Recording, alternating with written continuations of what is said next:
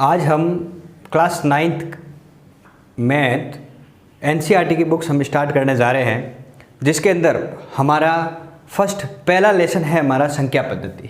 पहला ही अध्याय हमारे पास में कौन सा है? संख्या पद्धति।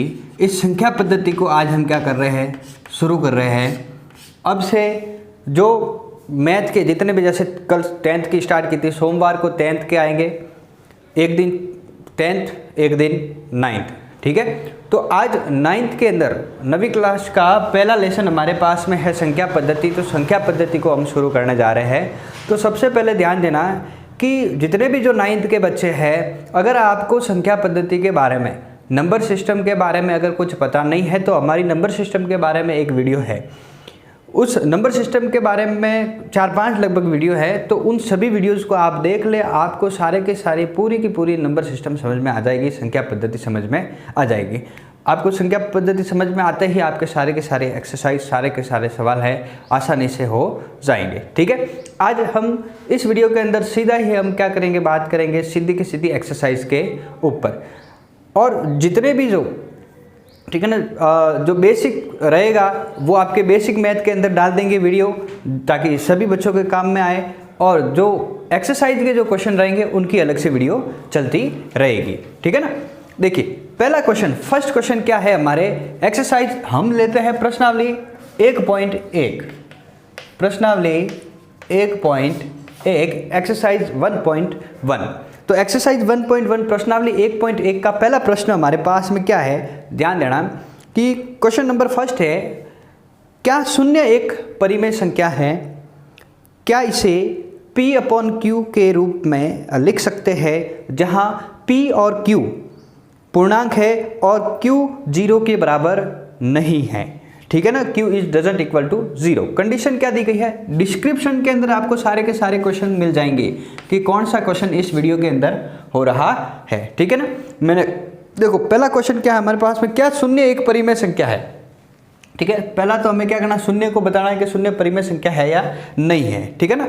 तो आप नंबर सिस्टम बेसिक मैथ की प्लेलिस्ट के अंदर जाओगे, आप वहाँ पर नंबर सिस्टम की वीडियोस को देखोगे तो उसमें सारा का सारा परिमेय संख्या कौन सी होती है, अपरिमेय संख्या कौन सी होती है, जितनी भी जो संख्या है उन संख्याओं के बारे में बता दिया गया है कि किस तरीके से कौन सी संख्या कैसे होगी। तो आपको पता चल जाएगा कि परिमेय संख्या कौन सी होती है, ठीक है ना। यहाँ पर जनरल सी बात करते हैं कि परिमेय संख्या कौन सी होती है, तो ऐसी संख्या जिसको हम भिन्न के रूप में व्यक्त कर सकते हैं उसे हम क्या कर सकते हैं, परिमेय संख्या कहते हैं। यहाँ पर या क्या कह सकते हैं, P/Q के रूप में हम क्या कर सकते हैं, व्यक्त कर सकते हैं, उसे ही हम क्या कहते हैं, परिमेय संख्या कहते हैं। तो यहाँ पर हमें ज्ञात करना है कि 0 शून्य, क्या 0 को हम P/Q के रूप में व्यक्त कर सकते हैं या नहीं कर सकते हैं? तो हम 0 को, ठीक है ना, P/Q के रूप में व्यक्त कर सकते हैं, यानी 0 में किसी भी संख्या का भाग दे सकते हैं, ठीक है ना। परिमेय संख्या की स्थिति, परिमेय संख्या की कंडीशन क्या होती है कि P/Q के रूप में उसको हम व्यक्त कर सकते हैं, लेकिन वहाँ पर Q is doesn't equal to 0, Q क्या है, 0 के बराबर नहीं होना चाहिए। तो पहले क्वेश्चन का आपके आंसर क्या आएगा कि हाँ, शून्य एक परिमेय संख्या है। शून्य क्या है, एक परिमेय संख्या है। आ गई बात समझ में? जिसको हम क्या कर सकते हैं, P/Q के रूप में क्या कर सकते हैं, व्यक्त कर सकते हैं, यानी 0/1 लिख सकते हैं, 0/2 लिख सकते हैं, 0/3 लिख सकते हैं, 0/4 लिख सकते हैं। सबका मान क्या आएगा, 0 ही आएगा। तो हम इस 0 को किसके अंदर व्यक्त कर सकते हैं, P/Q के रूप में क्या कर सकते हैं, व्यक्त कर सकते हैं, ठीक है। चलिए, ये तो था हमारा पहला प्रश्न, बेसिक के ऊपर आधारित है। तो आपको बेसिक वीडियोस भी देखनी है हमारी प्लेलिस्ट में जाकर, ठीक है, तब आपको पूरा का पूरा समझ में आ जाएगा। अब देखो दूसरा प्रश्न हमारे पास में क्या था, ध्यान देना।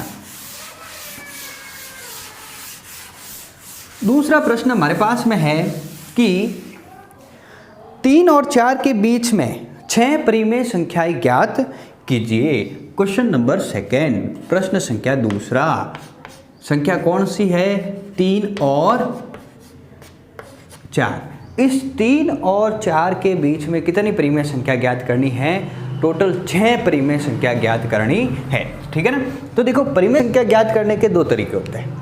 एक तो दोनों ही संख्याओं को प्लस करके उसके बीच वाली संख्या ज्ञात करो। ठीक है ना। तो बीच वाली संख्या ज्ञात करने का देखो क्या तरीका है कि जैसे एक एक करके उसमें हम स्टेप बाय स्टेप करेंगे। तो क्या होता है कि जैसे 3 + 4/2, तो 3 और 4 कितने हो गए 7, 7/2, ये एक परिमेय संख्या इनके बीच की निकल गई। फिर 3 और इनको प्लस करके फिर 2 से भाग दो, दूसरी निकलेगी, फिर ऐसे करके तीसरी, चौथी। ठीक है। लेकिन मैं अब यहाँ पर आपको क्या करता हूँ, सीधा सा शॉर्ट तरीका बताता हूँ कि किस तरीके से आपको क्या करना है, परिमेय संख्या निकालनी है एक साथ में। अब यहाँ पर ध्यान देना है कि हमारे पास में पूछा गया है टोटल परिमेय संख्या कितनी पूछी गई है, 6 परिमेय संख्या आपको क्या करनी है, ज्ञात करनी है। तो यहाँ पर देखो कि हम 3 को किस तरीके से लिख सकते हैं, 3/1 लिख सकते हैं। क्या लिख सकते हैं, 3/1। और 4 को किस तरीके से लिख सकते हैं, 4/1 के रूप में हम क्या कर सकते हैं, लिख सकते हैं। अब परिमेय संख्या टोटल कितनी ज्ञात करनी है, 6 परिमेय संख्या ज्ञात करनी है। तो 6 + 1, ठीक है। परिमेय संख्या आपको कितनी ज्ञात करनी है, 6। तो 6 + 1, जितनी परिमेय संख्या आपको ज्ञात करनी है उसमें हमेशा +1 कर दो। तो 6 + 1 कितना हो गया, 7। तो उसी 7 को आपको क्या कर दो, दोनों ही संख्या में अंश और हर में क्या कर दो, गुणा करवा दो। अंश और हर में क्या कर दो, गुणा करवा दो।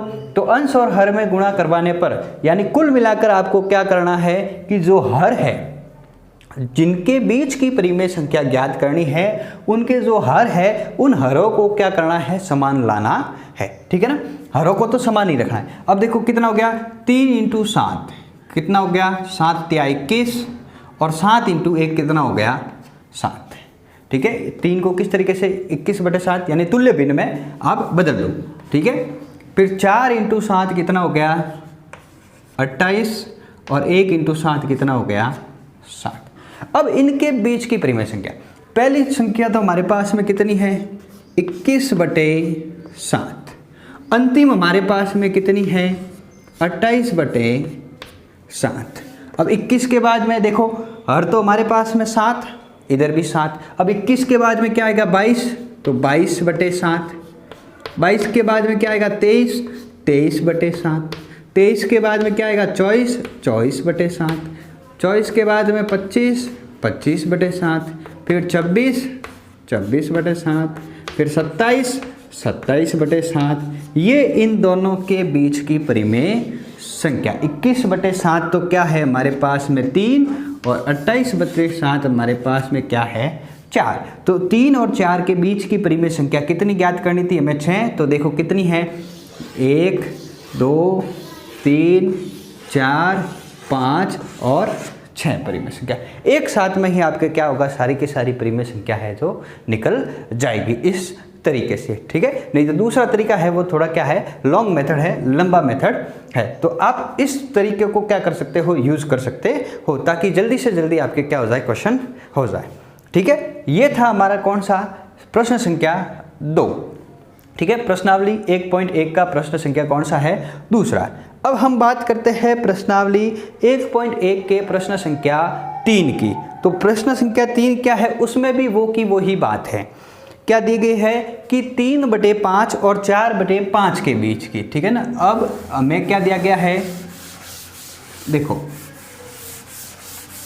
वापस उसी तरीके से प्रश्न संख्या 3, यहाँ पर 3/5 और 4/5, इनके बीच की कितनी परिमेय संख्या ज्ञात करनी है, 5 परिमेय संख्या। कितनी संख्या ज्ञात करनी है, 5 परिमेय संख्या आपको क्या करनी है, ज्ञात करनी है। तो देखो दोनों ही भिन्न के अंदर है, तो यहाँ पर लिख दो 3/5 और यहाँ पर लिख दो 4/5। परिमेय संख्या कितनी है, 5। तो 5 + 1 कितना हो गया, 6। 6 से क्या करना है, अंश और हर में क्या करना है, गुणा करवाना है। इधर भी 6 से अंश और हर में क्या करना है, गुणा करवाना है। कुल मिला के हर एक समान रखने हैं। ठीक है ना। तो 3 × 6 कितना हो गया, 18। ठीक है। 5 × 6 कितना हो गया, 30। फिर 4 × 6 कितना हो गया, 24। और 5 × 6 कितना हो गया, 30। आगे बात समझ में। पहली संख्या कितनी हो गई 18/30। अंतिम संख्या कौन सी हो गई 24/30। बीच की जो संख्याएं हैं परिमेय संख्या आपको कितनी पूछी गई 5 पूछी गई, तो आप बीच की परिमेय संख्या लिख दो। 18 है तो 18 के बाद में 19, 19/30, 20/30, 21/30, फिर 22/30, फिर 23/30। ठीक है, कितनी होगी टोटल 1, 2, 3, 4 और 5। अब मैं टोटल 5 परिमेय संख्या ज्ञात करनी थी बीच की, और ये बीच की टोटल 5 परिमेय संख्या है जो हमारे पास में क्या हो गई ज्ञात हो गई। तो ध्यान देना कि एक इम्पोर्टेंट बात, 2 परिमेय संख्याओं के बीच में, ठीक है, या फिर 2 किसी भी संख्याओं के बीच में अनगिनत संख्याएं होती है। कोई भी संख्या, इनके आंसर हमेशा फिक्स नहीं रहते हैं। इनके बीच की कोई भी संख्याएं है जो आप क्या कर सकते हो लिख सकते हो। आगे बात समझ में क्लियर है ना। अब देखो अंतिम जो क्वेश्चन है क्वेश्चन नंबर 4। ठीक है, क्वेश्चन नंबर 4 क्या दिया गया है, उसके अंदर दिया गया है कि आपको कथन बताने हैं सत्य है या असत्य है।